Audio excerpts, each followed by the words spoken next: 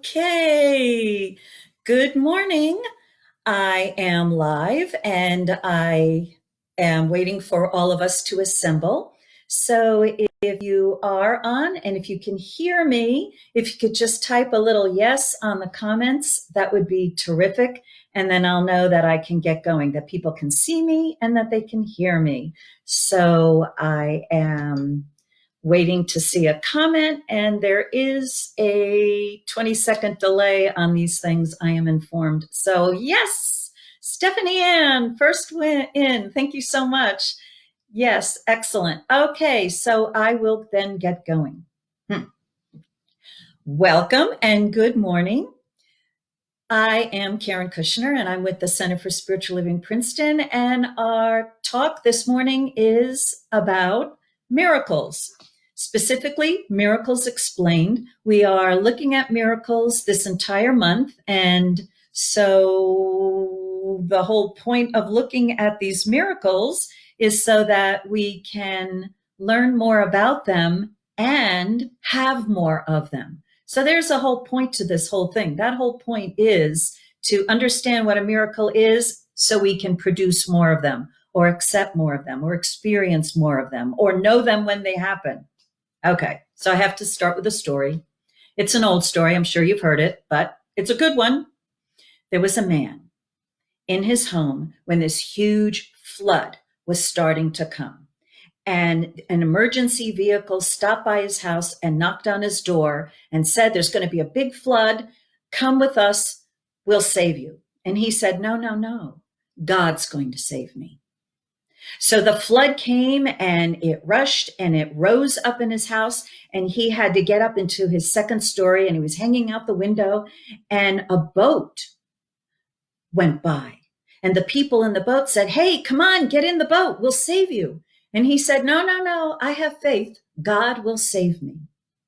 So the water level just kept rising up higher and higher and higher, and he had to get up onto the roof, and he was sitting on top of the roof, and a helicopter comes by, and it's got a ladder hanging down, and they shout to him, "Grab the ladder. We'll pull you up. We'll save you." And he said, "No, no, no. God will save me."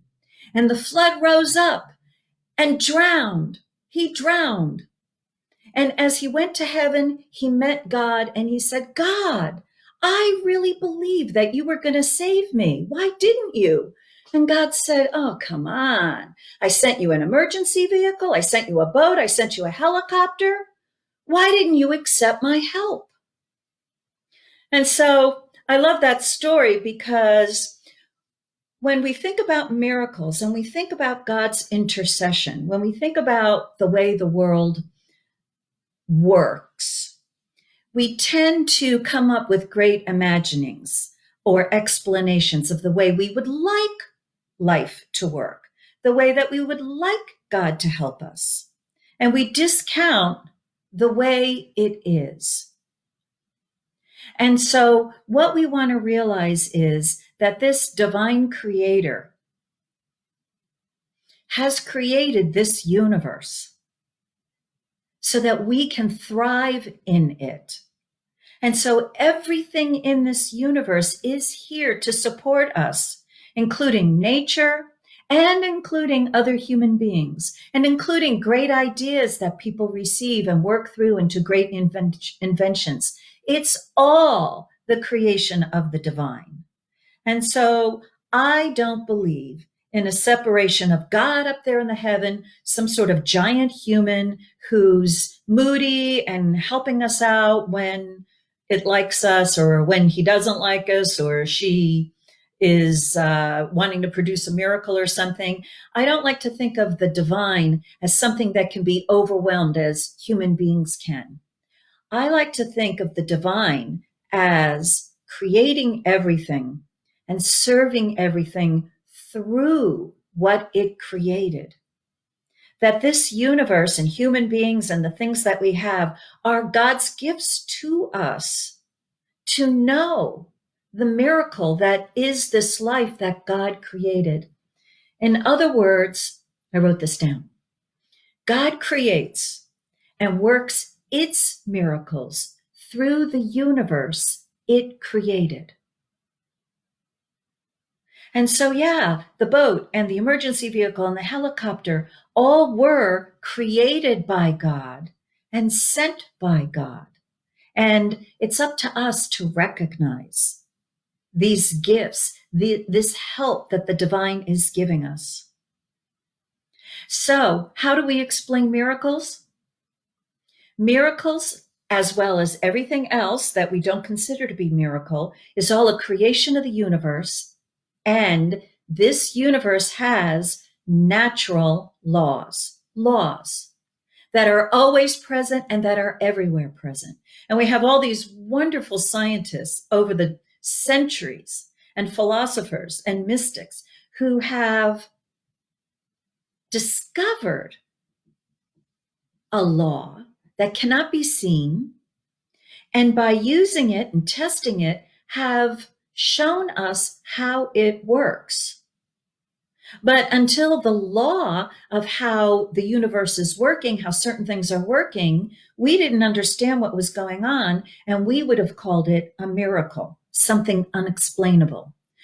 In the book that I'm using for our monthly series, Shortcut to a Miracle, written by my good friend, Elizabeth Rand Arrett and Michael C. Rand. I switched their names there. And in the little notes there, you've got that link or the citation in case you want to check it out for yourself. They write in this that there are laws at work everywhere in our lives, and these natural and spiritual laws produce completely different results depending on how they are used. And I want to call it all natural laws, that there's no separation between natural laws and mental laws and spiritual laws. It's all natural laws because God is the one nature, that one creator, and there is no separation. So, to begin, years and years ago, there was a gentleman called Isaac Newton. And he did a lot of physics studies and a lot of research into the way things work. And he came up with a lot of laws, the way that things work, which we've been living with and using ever since. He understood that there were certain laws that were objectively acting. In other words, without our effect or a presence or anything, these laws are operating. And it was understood that we could understand them only through our five senses. And that everything that's going on in the world physically can be observable, measurable, and predictable. And the only influence that we have as human beings is to just observe and interact with these laws through our actions. It came up with the whole belief that we've got still present in the world, that the universe is predictable or deterministic, and everything that is considered real has got to be visible and tangible. In other words, we don't want to look at anything that we cannot see, that we cannot observe, that we cannot measure. And we live in a world of material forms that is separated by empty space. And then in the year 1900, the first year the word quantum was used. These physicists, that next evolute of physicists, started discovering some behaviors of the physical world of the universe that they couldn't explain. And as they delved into it and began developing theories and testing their theories, they found that they were starting to deal with an invisible world, and it wasn't behaving the way they wanted it to behave. And so I have some great quotes in this book of these physicists. There was one named Henri Poincaré, French mathematician and physicist. I'm not sure if I pronounced his name right, but I love what he said. He said, "These things are so bizarre that I cannot bear to contemplate them." And yet, it was his life's work. Albert Einstein, he really didn't like the whole quantum world whatsoever. And his opinion was expressed by that famous quote, which I'm sure you've all heard, which is, God does not play dice. You are correct. It's your definition of God, right? Okay, that's a little side remark of me. Niels Bohr, you've all heard of him, I'm sure. He said, anyone who is not shocked by quantum theory has not understood it. And then Erwin Schrödinger, if you've heard of Schrödinger's cat, the founder of what is called quantum theory, said, I don't like it, and I'm sorry I ever had anything to do with it. So our physicists, our beloved scientists, are discovering things that is knocking everything that we have believed about the universe because of what Isaac Newton discovered and these laws of nature that were discovered that we've been using. All of that they have discovered does not operate at the quantum level. And quantum is really, really teeny. The way they describe this in the book is that if you can imagine an apple being an atom and then expand the atom to the size of the universe, a quantum particle is the size of the apple. So that's really teeny, and they haven't seen it. You cannot see at this level. And yet, the scientists have been able to make observations and tests about the way these invisible some things are operating that can be repeated. And as a result of it, we have one physicist, he was from Princeton University, near my Center for Spiritual Living, Princeton, John Wheeler. He sees that our role in the universe can no longer be considered to be observer only, and that he says we have to replace the word observer with the word participator. So what have these scientists discovered at this teeny weeny level? First of all, if you think of a something of light, it's called a photon. The question is it a particle, a piece of matter, right? Is it a thing? Or is it a wave, like a radio wave, or sound waves, or electrical waves? What is it? And you probably all know this, but they did an experiment to test whether the photon is a wave, which is what they thought light was, that light is a wave. That's why it can travel so fast, the speed of light. And they were correct. And then years later, someone decided, let's see what happens if we arrange the experiment to test whether the photon of light is a particle. And unfortunately for the physicist, it is. And so what they have discovered is that the experimenter, by choosing how they set up the experiment, is affecting the result. Newtonian physics does not like this. It says the universe is the way, natural laws the way they are, they're operating. If that tree falls in the forest, it makes a noise, whether someone is there to hear it or not. And yet it's still an age-old question because according to quantum physics, well, maybe and maybe not. In other words, the physicists have had to move into a whole realm of realizing that the universe is more a universe of potentiality rather than predictable clockwork. We can tell what's going on. In other words, who knows what might happen? But somehow the experimenter is affecting what happens. Dr. Ernest Holmes, who began this teaching that I subscribe to called the Science of Mind, says there is a power for good in the universe and we can use it. And in the Science of Mind, it's an exploration of how thought affects our natural world. Now, thought cannot be measured. It's unpredictable.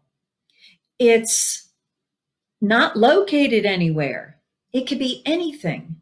And yet, the study of how we think and the impact of what our thinking has on our world is what has been going on by people who call themselves New Thought. Like, let's have a new thought about how we have our thoughts. This exploration of it has been happening rather recently and pretty much coincidentally with the discovery of quantum physics.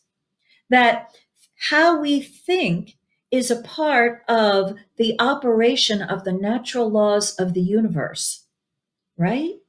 Why do we think? Because God made us to think. Why is there a universe? Because God made the universe. Why is there anything? Why is anything the way it is? Something or someone created it all.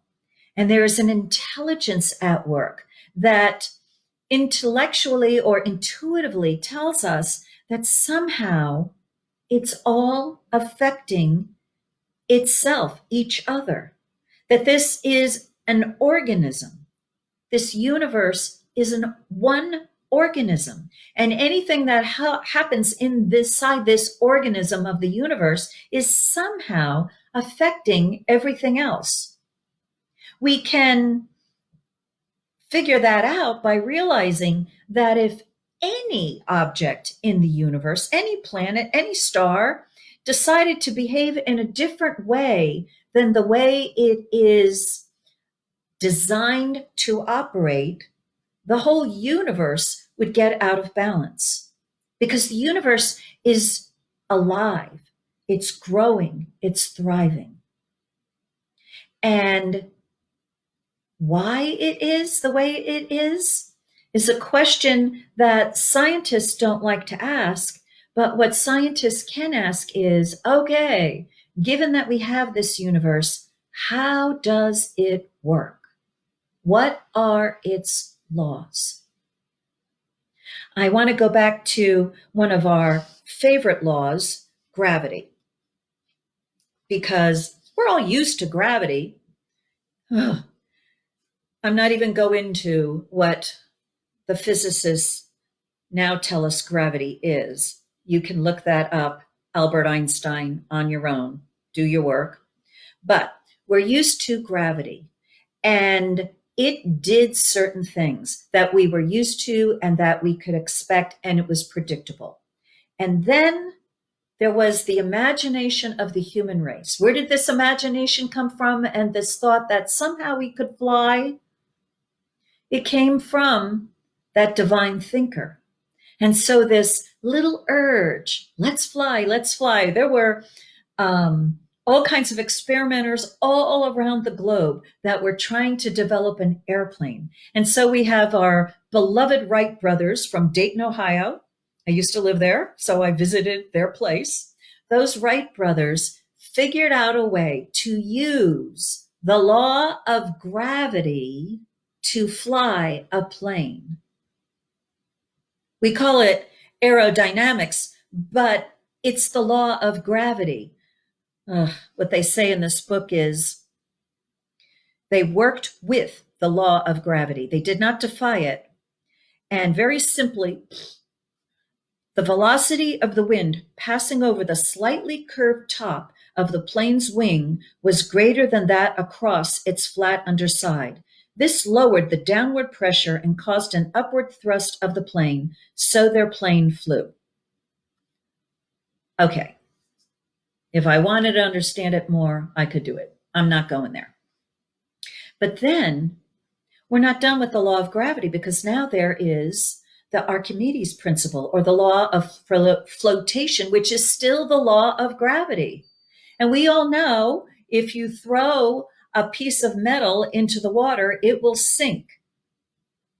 And a couple of years ago, I was on one of our giant cruise ships. How can that thing float?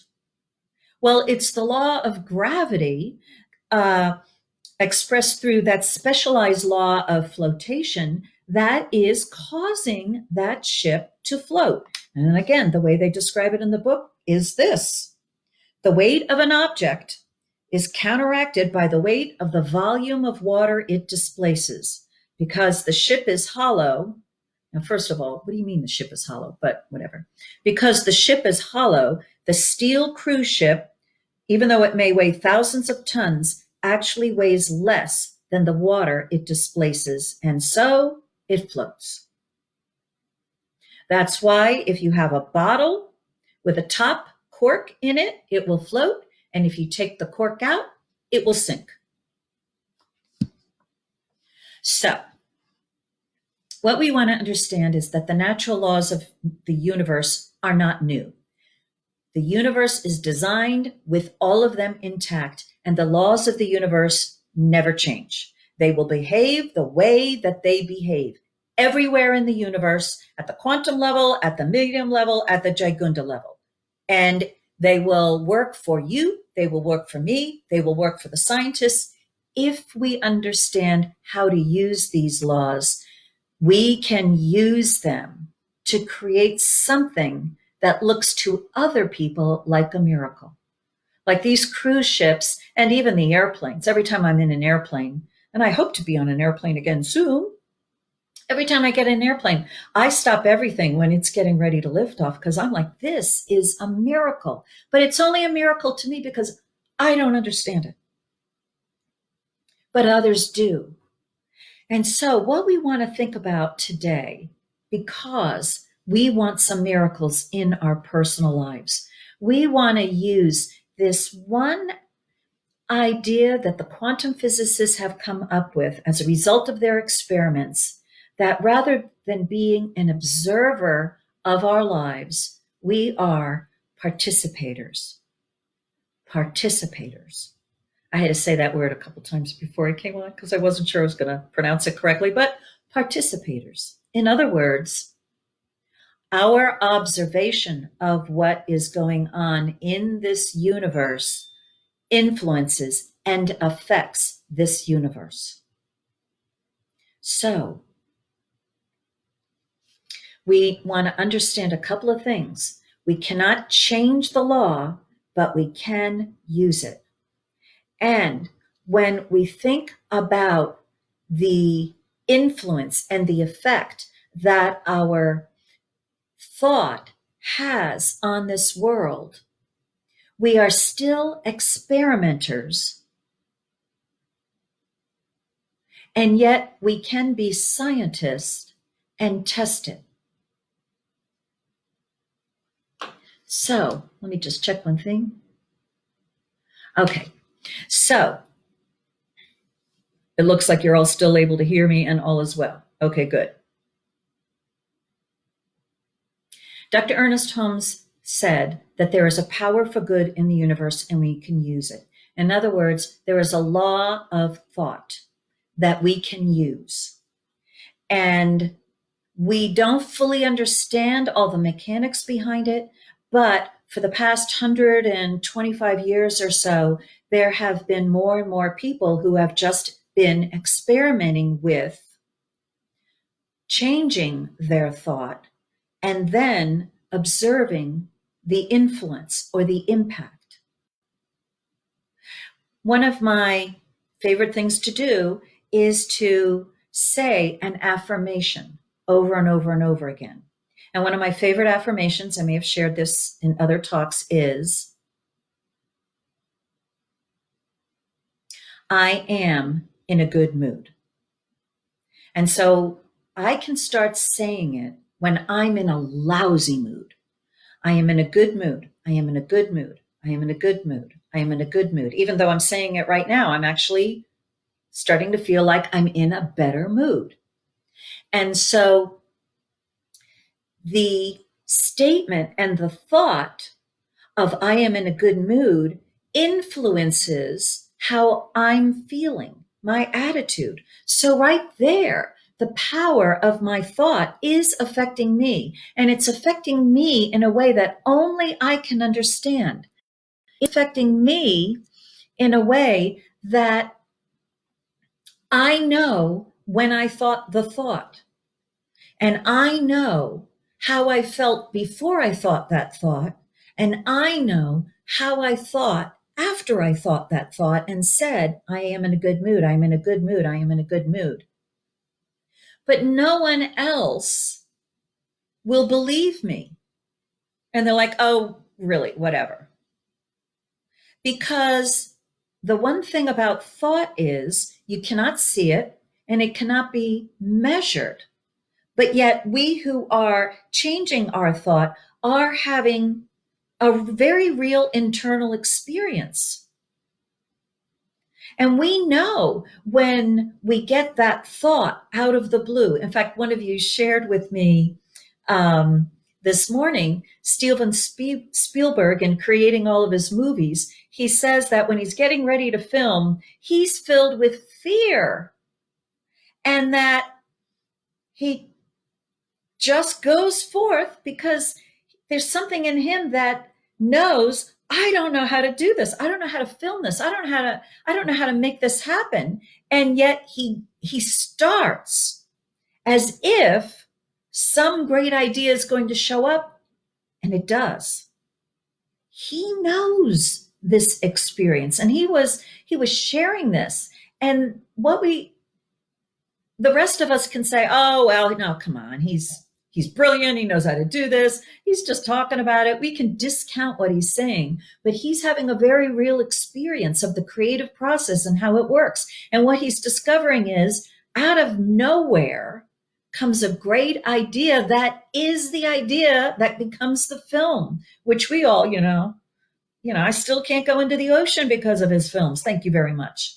So, what we want to do in learning how to create more miracles in our lives is we want to become aware of our thoughts. And this week, our challenge is to experiment with these thoughts, to recognize I am thinking this way. And what if I thought a way that I would like to have a miracle be created? And then we just observe the results. So we have a universe right now, a world right now, a humanity right now who is all running amok because of something that was created using natural laws. It's not like something out of the universe suddenly settled in. It's no, through natural laws of the universe, something got created which we didn't like. We don't like, it wasn't intended, and it's not doing humanity any good as far as we can tell right now. And what we want to realize is it got created out of natural laws, and natural laws that we might not fully understand yet are available and will uncreate it, will solve the problem. And we, rather than being observers and, oh no, there's nothing we can do, that we can actually use our thought to influence what's going on in our human realm. We're human, we're thinkers, we can be thinking. There is a solution. There is a way. There are natural laws, and the scientists and the medical doctors and anyone else necessary is all receiving inspiration, the great ideas, to discover what needs to be discovered, to use these natural laws to produce something that is good for humankind. In other words, there is a power for good in the universe, and we can use it, and we can believe in the law of good is operating, and that it is working through the intelligence of various human beings to produce something that the rest of us will say is a miracle. Thank you, God. And it's appropriate to thank God, because God is creating it all. God's already created the laws that we are discovering, and God is giving to the right people at the right time that great idea that is needed to solve this particular situation that's going on. So it's time for us to practice this law ourselves. So what I invite you to do is to think about a miracle that you would like to see in your life. It could be a very simple one, like you want to find your keys that are lost. Or it could be a big one. You want physical healing. Or you could be thinking about, I want this whole particular situation with that which shall not be named to just go away.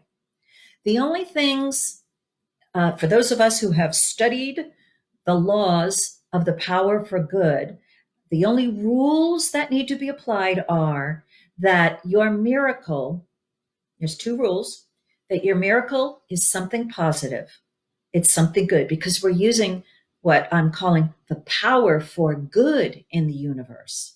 So it must be good. It must be life affirming. It must be more health, more good, more love, more peace, more sweetness, more harmony, more order, more intelligence. Okay? And then the second criteria, sorry, you're not going to like this one, is, but it cannot take away the freedom of choice of anyone else. In other words, we cannot use the power for good in the universe to affect someone's own ability to choose their own lives. So for this week, think of the miracle that will affect you.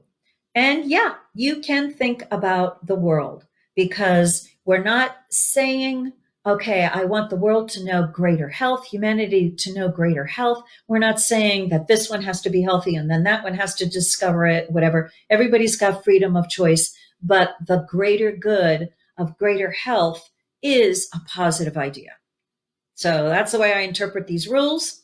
And if you would like to then select your miracle, I'm going to do what I call a spiritual mind treatment. It's just the power of prayer, nothing different than anyone else's prayer. The only difference is what I'm thinking when I say this prayer. Okay? So, yes, this word is being spoken for each one here. I recognize that there is this universe. I recognize it because it is. And this universe is divinely intelligent. It has an intelligent present within it that no human being has come anywhere near understanding. This is an infinite intelligence that knows how to express as Newtonian physics, and at the same time, at the subatomic level, to express in laws of quantum physics. And there are laws deeper and richer, far beyond anyone's imaginings, but all are present and all are there, so that this universe and everything in it may thrive and prosper and enjoy being that which it is created to be. This is true of each one here. It's true of humanity. Each one here has been created by something, by someone that has created this entire universe to support each one, where each one can thrive and prosper. And this something is a divine thinker, a thinker that creates by thinking. And it has given each one the gift of choosing what to think. And this divine creator takes the thought that is chosen and begins working through its natural laws, which the divine intelligence understands, even though the human being not.